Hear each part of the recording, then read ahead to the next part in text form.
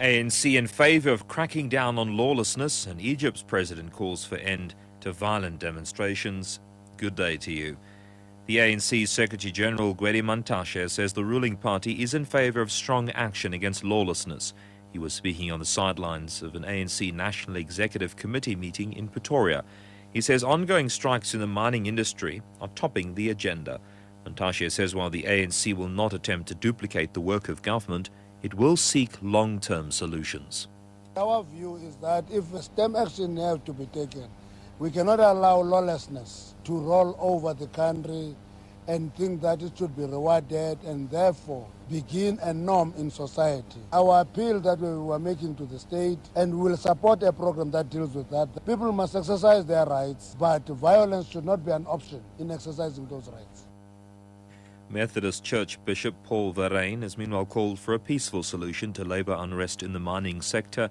He said in Marikana the only way through the situation was by keeping communication channels open. Verreyn says the country could easily fall into a police state where intolerance becomes the order of the day. Police Union SAPU has called on police management to provide psychological and moral support to officers who were involved in the Marikana shootings. The tragedy left 34 people dead and 78 others injured. The union says the officers are traumatized by the incident. SAPU's General Secretary, Oscar Skumere.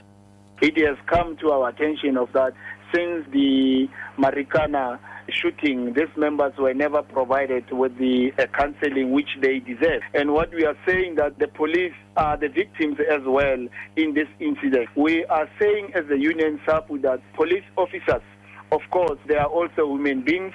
They also have rights. Human Settlements Minister Toka Sekhwale says he will request the Special Investigative Unit to probe corrupt practices in relation to sanitation. He handed over a report on sanitation to the Portfolio Committee on Human Settlements. A task team was set up last year to look into sanitation problems in response to unenclosed toilets. The minister says some of the problems are because of sloppy work.